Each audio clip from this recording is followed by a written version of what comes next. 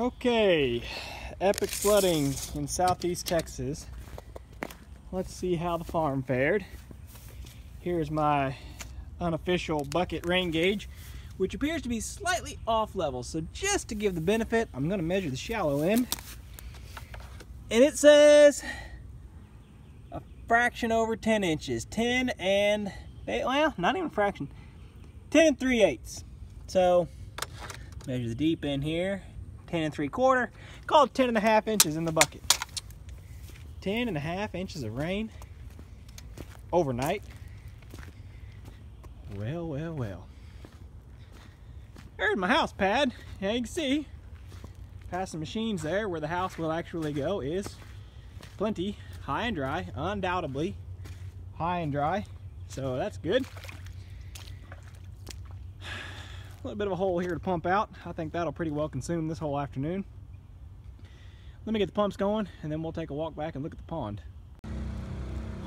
Well, here's the pond. Pretty doggone near to being full. Very near to being full. But I just walked around the north edge here and I'm fixing to walk down the west edge. And the good news is I don't see any breaches to the levee, which was of course a concern just with how hard and fast the rain came. I was a little concerned that, you know, a low spot could have possibly breached and then allowed outside water to run in. But actually looking, you know, it's like I tell people, the way the property drains out here, basically the more rain you get, the higher the water level gets in the woods, the more avenues it finds to then get away. So 2 inches, 10 inches, doesn't really seem to make much of a difference. I mean, I'm looking out here in the woods and it looks just like if we'd have had 2 or 3 inches. You know, the real difference is this pond that's completely full. So if you look over there on the opposite bank, right there-ish, you can see some green. That is more or less grade level. So over there, the levee's only about 1 foot, 18 inches above grade. Obviously that was plenty to do the job, but it gives you an idea of how full the pond is.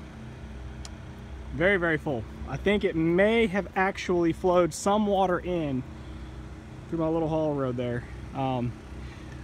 But yeah, this is it's pretty much exactly what I expected.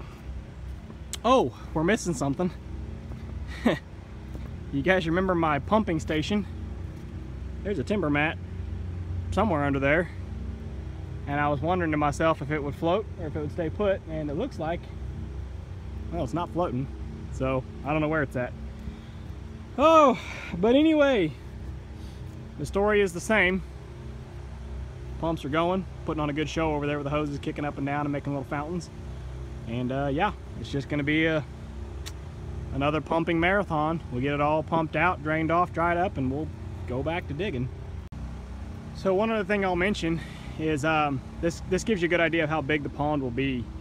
You know, when you're looking at the hole, the size of the hole that I've dug, it's pretty impressive. It's a big, deep, steep-sided hole. But when you look at the actual total area of the pond, it's not that much. It's not a very big pond. It's just deep. And you know, I'm more of a type that likes a big pond.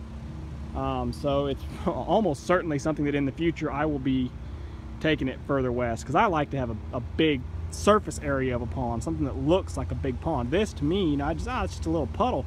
It's not that great of a pond. Yeah, it's deep, but it doesn't really look like a big pond.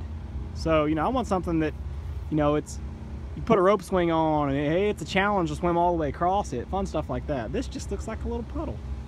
So anyway, I mean, this is more or less what your full surface area would be because the sides are so steep.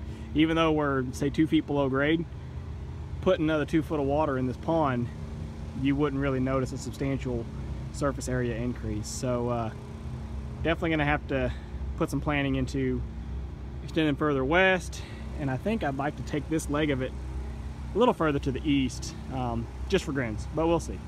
Anyway, that's probably it for this video. I'm gonna give you an update as the water level falls, but we're just gonna be pumping water.